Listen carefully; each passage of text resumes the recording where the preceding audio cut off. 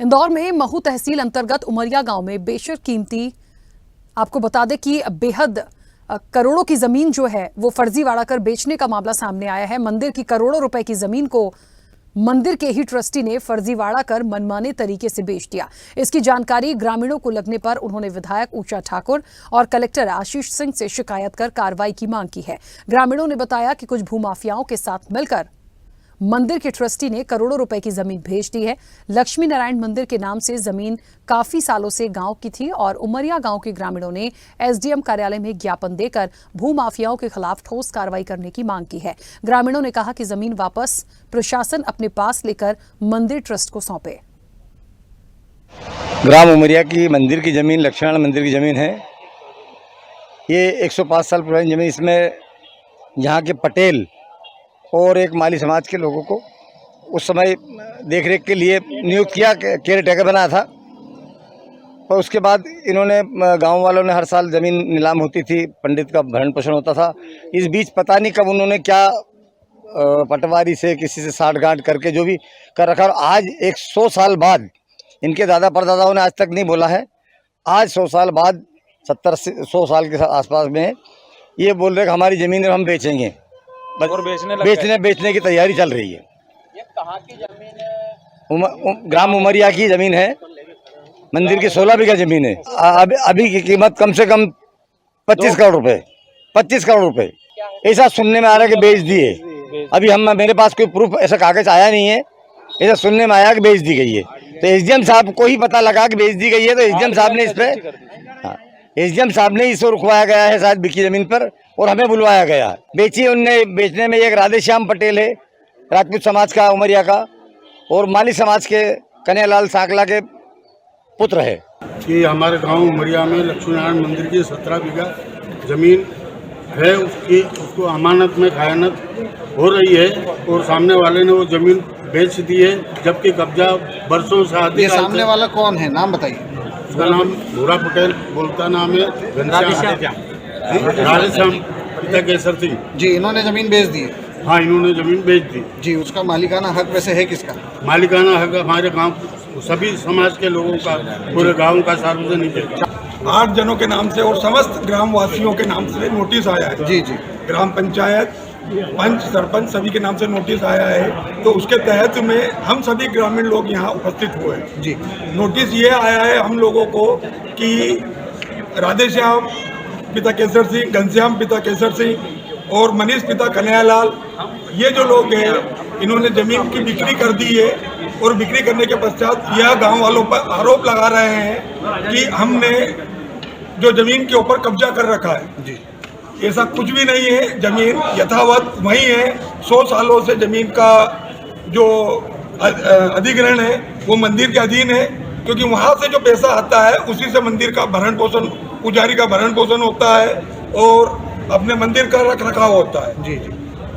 और सारी जो साल भर की गतिविधियां हैं वो उसी से चलती है। प्रशासन से क्या निवेदन करना चाहेंगे? हम प्रशासन से ये निवेदन करना चाहते हैं, सिर्फ इतना सा निवेदन है कि वह जमीन के ऊपर लक्ष्मी नारायण मंदिर का नाम चढ़ जाए, जिससे वो बिक्री नहीं। बस यही चाहते और कुछ भी नहीं।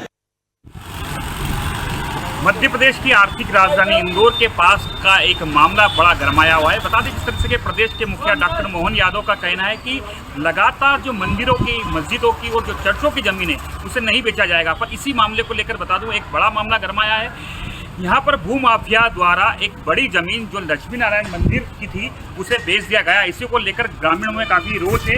लगातार ग्रामीण कह रहे हैं कि ये जो जमीन थी यह कहीं ना कहीं ट्रस्ट की बनी हुई थी, ट्रस्ट द्वारा इसे गठित किया गया था। उसके बाद ये ज़मीन बिक चुकी है। और यहाँ की अगर बात कर लें, यहाँ का एक बड़ा भूमाफिया है जिसके द्वारा ये ज़मीन बेची जा चुकी है। इसी को लेकर सारे ग्रामीण आज उग्र आंदोलन की ओर जा रहे हैं। इसी से बात कर ली जाए, आप काफ़ी बुजुर्ग हैं। लक्ष्मी नारायण मंदिर की अगर बात कर लें, हम आपके गाँव में आए हैं, तो क्या ये मामला है?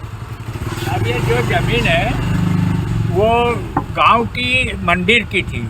उस मंदिर की ज़मीन को नीलाम करके न मंदिर का जो पुजारी था और मंदिर का जो खर्च, उस ज़मीन को नीलाम करके न उसका जो पैसा आता था 3 किस्तों में उससे लिया जाता था। जब ये त्यौहार आता उनसे लेकर, और उस ज़मीन का पैसा जो पुजारी का और मंदिर का सारा खर्च चलता था।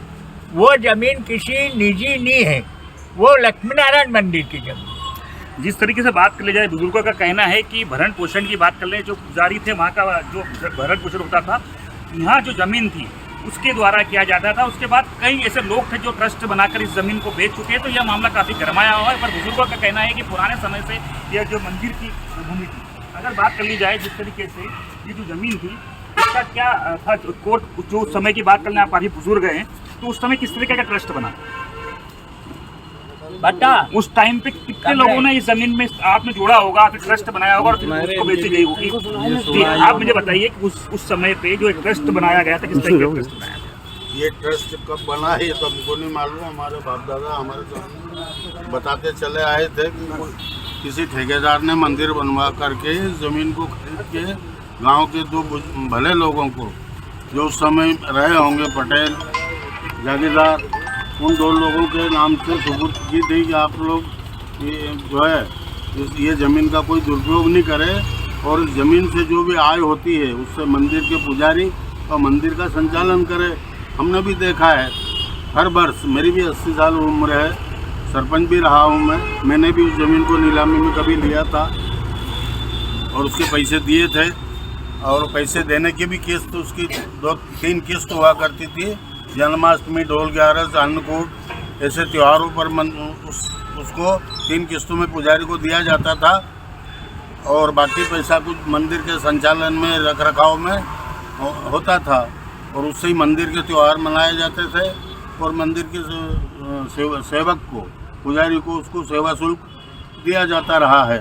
परंतु कुछ 2-3 साल से ऐसा कुछ हो रहा है, 2-1 वर्ष से, कि जिन लोगों के बाप दादाओं के को सुपुर्दगी में दी थी ज़मीन, उनके नाम रिकॉर्ड पे चढ़ते गए और वो उन्होंने अपना मालिकाना हक बता करके उस ज़मीन को बेच दिया, जिससे गांव के सभी लोगों में रोष है और हम नहीं चाहते कि ये ज़मीन कोई बेचे, न किसी के में जाए।